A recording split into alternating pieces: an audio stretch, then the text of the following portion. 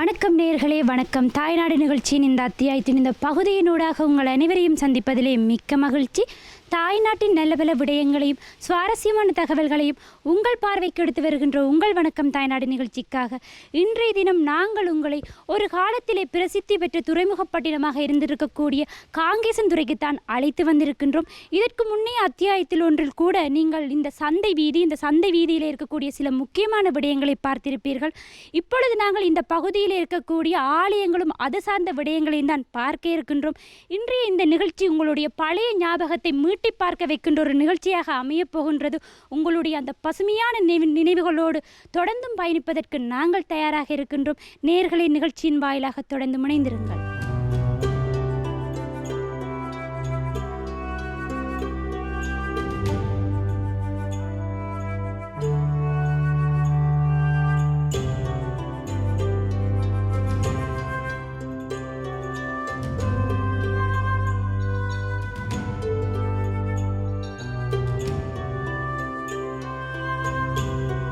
நேர்களே, இப்பொழுது நாங்கள் காங்கேசன்துறை பகுதியில் இருக்கக்கூடிய வீரபத்திரர் ஆலயத்திற்கு வருகை தந்திருக்கின்றோம்.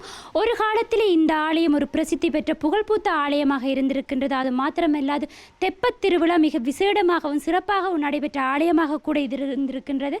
ஆனால் யுத்தத்தின் கோரப்பிடியிலே சிக்கொண்டு தன்னுடைய அழகினை பொலிவினை இழந்த நிலையிலே இந்த ஆலயம் இப்பொழுது காணப்படுகின்றது. இந்த ஆலயம் குறித்தான விடயங்களையும் பார்க்க இருக்கின்றோம்.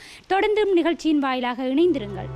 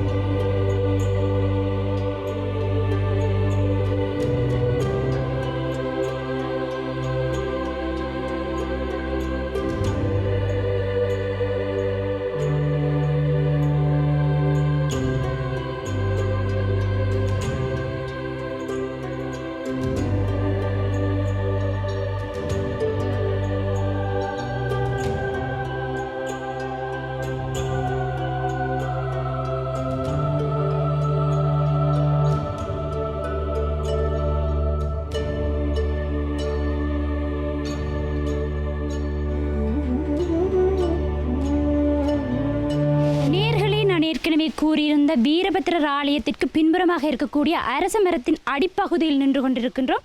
இப்பொழுது இந்த ஆலயம் சார்ந்த விடயங்களை எங்களுக்காக தருவதற்காக திருமதி யோகேஸ்வரி அம்மா இணைந்திருக்கின்றார். அவரோடு தான் பேச போகின்றோம். வணக்கம் அம்மா. வணக்கம். யுத்தத்திற்கு முன்பதாக இந்த ஆலயம் எப்படி இருந்தது? இதனுடைய பூசை முறைகள் பற்றி சொல்லுங்கள்.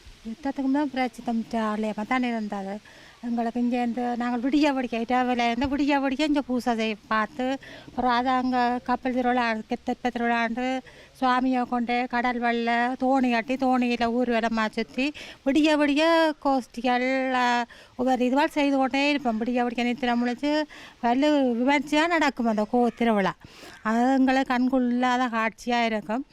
பிறகு திருவம்பா பூசை நடக்கும். விடியவில் அதுக்கு வந்து இதாகும். சரஸ்வதி பூசை சகல பூசை நடக்கும். அந்த திருவிழா காலங்களில் எங்களுக்கு அதை தவிர வேறு இது இல்லை. அது ஒரு சந்தோஷமான நாள் மாதிரி இருக்கும்.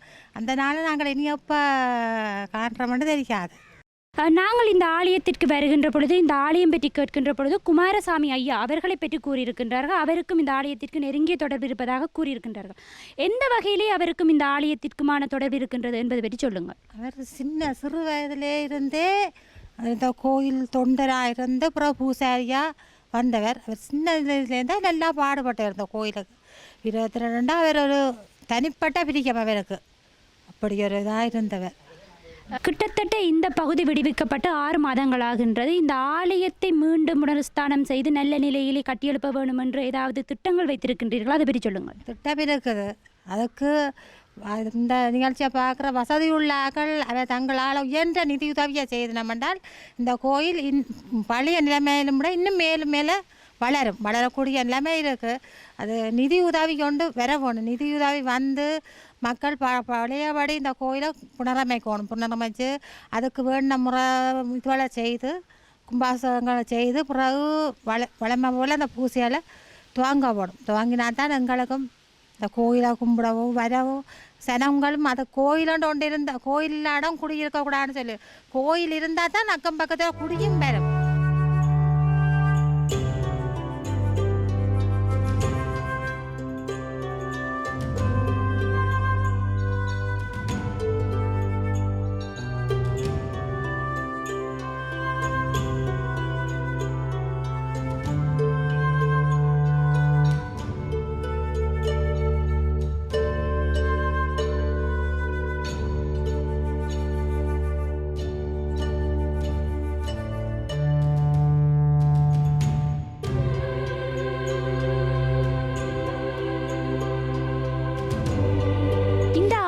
இந்த ஆலயம் சார்ந்த விடயங்களையும் பகிர்ந்து கொள்வதற்காக வைத்தியர் திருவாளர் உருத்திரசேனன் அவர்கள் உங்களோடு இணைந்திருக்கின்றார். வணக்கம் ஐயா. வணக்கம். முற்றாக அளிக்கப்பட்ட இந்த கயாத்துறை பிள்ளையார் ஆலய பற்றிய பல தகவல்களை உங்களிடம் இருந்தான் பேசி தெரிந்து கொள்ளப் போகின்றோம். அந்த வகையில் இந்த ஆலயத்திற்கு கயாத்துறை பிள்ளையார் ஆலயம் என்று வருவதற்கு காரணம் என்ன? இங்கே இருந்து கயாக்கு யாத்திரை அடியார்கள் யாத்திரை செய்தபடியால் இந்த கோயிலுக்கு வந்து கயாத்திரை பிள்ளையார் கோயில் என்று பேர் வந்தது. இந்த கோயிலை வந்து ஆரம்பத்தில் ராசா என்றவர் நடத்தினார். பூசை இதுகள் செய்து தலைமை நடத்தினார். பின்பு அவரின் மகன் ஏர்ம்பமூர்த்தி மூத்த பானகத்தான் இந்த கோயில் சேரும். அதன்படி ஏர்ம்பமூர்த்தி என்பவர் செய்தார். ஏர்ம்பமூர்த்தி என்பவர் செய்து நடத்தி கொண்டு வந்தவர் வந்து அவர் இப்போ மோசம் போட்டார். மோசம் போன அப்புறம் அவர்கிட்ட மூத்தம்மன் வந்து வரப்பிரசாதம் ராச வரப்பிரசாதம் அவர் கனடாவில் இருக்கிறபடியால் அவர் வந்து ஒன்றும் செய்ய இல்லாதபடியால் அவர்கிட்ட மருமகன்கிட்ட வந்து 2வது மகளின் பிரிசன் மருமம் கனர ராசரத்தின மாஸ்டர்கிட்ட வந்து இந்த பொறுப்பை கொடுத்து அவர் வந்து இந்த கோயிலை புனர்த்தன இதுகள் செய்கிறதுக்காண்டி இருக்கிறார். யுத்தத்திற்கு முன்பாக இந்த ஆலயம் ஒரு புகழ்பூத்த ஆலயமாக இருந்திருக்கின்றது. ஆனால் இன்று அது முற்றாக சேதமடைந்து அதனுடைய தடயங்கள் எதுவும் இல்லாத நிலையிலே இருக்கின்றது. இதை பார்க்கின்ற பொழுது உங்களுடைய மனநிலை எப்படி இருக்கின்றது? நாங்கள் வந்து இந்த சின்ன வயதிலிருந்து இந்த கோயிலுக்கு வந்து இந்த கோயிலில் கும்பிட்ற நாங்கள் இந்த கோயிலில் வந்து மாவட்ட முருகன் வந்து தெற்ப திருவிழாவுக்கு வந்து தெற்பம் ஆடி போட்டு வந்து இங்கே பிள்ளையார் கோயிலில் வந்து தங்கி இங்கே இருந்து தான் மாவட்டத்துக்கு போகிறது. ஏன்டா அந்த மாவட்ட கந்தசாமியார் மாவட்டத்து கந்தசாமி கோவில் கட்டும் பொழுது அந்த கந்தசாமி கோயில் விக்கிரத்தை கொண்டது இங்கே கோயிலை வச்சுத்தான் அப்புறம் இங்கே இருந்து எடுத்துக்கொண்டு போனதுன்ட்டு நான் அறிந்தது. இந்த இதில் அது என்ன தெரியாது, முன்னோர் சொல்ல அறிஞ்சேன் நான். அதன்படி இந்த திருவிழாவை நடத்துறதுக்காண்டி கார்த்திகை திருவிழா இங்கே செய்து வந்த கற்ப திருவிழா செய்து வந்தது. பிறகு ஒரு சில பிரச்சனையால் நிப்பாட்டி பிறகு நாங்கள் செய்து பிறகு இந்த பிரச்சனையோட எல்லாம் நிப்பாட்டி. இப்பொழுது இந்த கயாத்துறை பிள்ளையார் ஆலயமானது முற்றாக சிதைவடைந்த நிலையிலே எந்த தடயங்களும் இல்லாத நிலையில் இருக்கின்ற பொழுது ஒரு சிறிய ஆலயத்தை அமைத்திருக்கின்றார்கள். பழைய நிலையிலே இந்த ஆலயத்தை கட்ட வேண்டும், அதற்கான முயற்சிகள் ஏதாவது நடைபெறுகின்றதா? அதுக்காக அவர்கள் இந்த கோயில்கார உரிமையாக்கள் என்ற பிள்ளைகள் வந்து வெளிநாட்டில் இருக்கிறபடியே அவர்கள் அதுக்குடைய முயற்சிகளை செய்து கொண்டிருக்கணும். என்றாலும் வசதி படைத்தவர்கள் ஏதும் உதவி செய்ய வேண்டும் என்றால் இந்த கோயில் கட்டுவதற்கு உதவி செய்யும்படி நான் கேட்டுக்கொள்கிறேன். இந்த பகுதியிலே அனைத்து ஆலயங்களுமே முற்றாக சிதைவடைந்து சேதமடைந்திருக்கின்றது. இதை பார்க்கின்ற பொழுது நீங்கள் ஆரம்பத்திலே பார்த்த ஆலயங்கள் இப்பொழுது இல்லை. இதை பார்க்கின்ற பொழுது உங்களுடைய மனநிலை எப்படி இருக்கின்றது? எனது மனநிலை ஆழ்ந்த கவலை தான் இருக்கின்றது. ஏனென்றால் இந்த கோயில் இந்த இடங்களே வந்து எத்தனையோ கோயில்கள் இருந்தது. வீரபத்ர கோயில், பிள்ளையார் கோயில், அம்மன் கோயில், வைர கோயில் என்று இருந்தது. எல்லா கோயிலும் வந்து இடிபட்டு தடுக்கப்பட்டுள்ளது.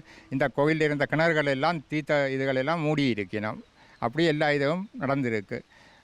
நித்திய ஊசி ஒன்றும் இல்லாமல் இருந்திருக்கு. 20 வருஷமாக நாங்கள் இடம்பெயர்ந்து இருந்து இப்போ தான் எங்களை இங்கே விட்டிருக்கிறோம். விட்டபடியாக தான் நாங்கள் இங்கே வந்து இந்த பிள்ளையார் கோயிலை சும்மா வீதிக்கு சும்மா எடுத்து கட்டியிருக்கிறோம். இந்த இது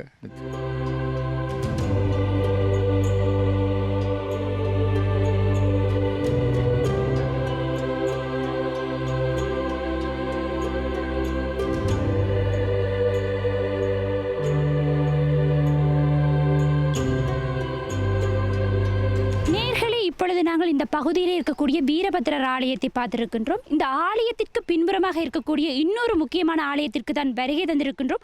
மகாலட்சுமி ஆலயம்.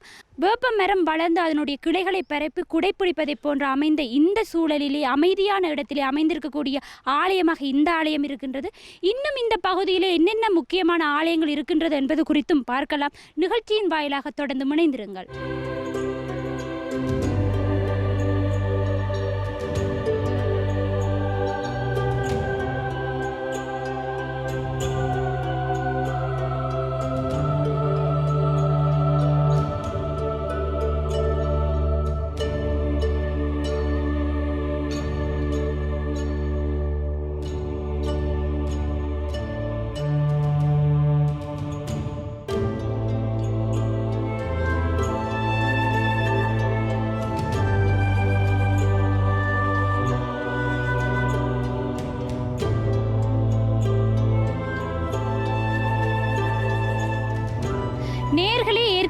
நான் கூறியிருந்த அந்த அம்மன் ஆலயம் அமைந்திருக்கக்கூடிய அந்த இடத்தில் தான் நான் இப்பொழுது நின்று கொண்டிருக்கின்றேன். இந்த இடம் பற்றியும் இந்த இடத்திலே அமைந்திருக்கக்கூடிய ஆலயங்கள் பற்றிய தகவல்களை எங்களுக்கு தருவதற்காக திருவாளர் மேஜையா அண்ணா எங்களோடு இணைந்திருக்கின்றார். வணக்கம் அண்ணா. வணக்கம். இந்த பகுதி பற்றியும் இந்த பகுதியிலே இருந்திருக்கக்கூடிய ஆலயங்கள் பற்றியும் சொல்லுங்கள். இது வந்து கேகேஎஸ் வீதியில் காங்கசுந்தர சந்தைக்கு அண்மையில் வீரபத்திர கோயிலோட அண்டியதாக 3 கோயில்கள் காணப்பட்டது. வீரபத்திர கோயில், பிள்ளையார் கோயில், அம்மன் கோயில். இப்போ தற்போது வீரபத்திர கோயிலின் கட்டணம் மட்டும் மீதியாக இருக்கிற விநாயகர் ஆலயம், பிள்ளையார் கோயிலும் அம்மன் கோயிலும் முற்றாத அத்திவாரம் உட்பட தகர்த்து அளிக்கப்பட்டுள்ளது. அருகாமையுள்ள சகல வீடுகளும் அளிக்கப்பட்டுள்ளது. குறிப்பாக இதில் சொல்லப்போனால் பிரபலியமான நாடக கலைமணி வைரமுத்தவர்கள் என்ற வீடு அருகாமை காணப்பட்டது. அவற்றை வீடு உட்பட சகல வீடுகளும் அளிக்கப்பட்டுள்ளது. இந்த ஆலயத்துக்கு அருகாமையில் காணப்பட்ட முறியாகடை எல்லாம் புற்றாக அளிக்கப்பட்ட தளமட்டமாக்கப்பட்டது. இந்த ஆலயத்தின் பிள்ளைகளின் ஆலயத்தின் ஞாபகமாக ஒரு சிறிய கட்டட அமைப்பு செய்யப்பட்டு வைக்கப்பட்டிருக்கு. அபிவிருத்தி செய்வதற்காக மக்கள் இப்போது உதவிகளை கோரப்பட்டு கொண்டிருக்கிறார்கள். இதற்கு எதிர்ப்புறமாகவும் எங்களோட பாடசாலை காலத்தில் சந்திராஜம் இருந்தது.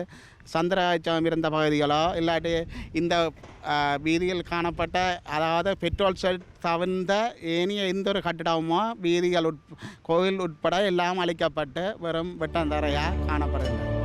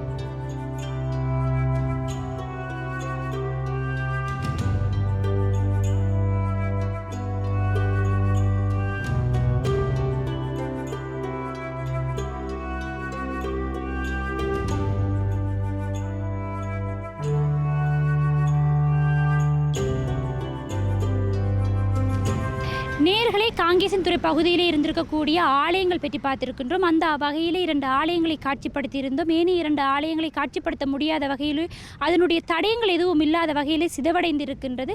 நிச்சயமாக இந்த நிகழ்ச்சியினூடாக இங்கே பகுதியில் இருந்திருக்கக்கூடிய ஆலயங்கள் பற்றி தெரிந்திருப்பீர்கள் என்ற நம்பிக்கை எங்களுக்கு இருக்கின்றது. உங்களுடைய இந்த அத்தியாயத்தினுடைய இந்த பகுதியை இந்த இடத்தில் நிறைவுக்கு கொண்டு வருகின்றோம். மற்றொரு வணக்கம் தாய்நாடு நிகழ்ச்சியின் புதிய அத்தியாயத்தின் புதிய பகுதியினூடாக உங்கள் அனைவரையும் சந்திக்கும் வரை உங்களிடமிருந்து விடைபெற்றுக் கொள்ளும் நாம் ஒளிப்பதிவாளர்கள் தினேஷ் ஏகாம்பரம் மற்றும் சதீஷ் ஆகியோரோடு உங்கள் அன்பின் மயூரி. வணக்கம் நேயர்களே.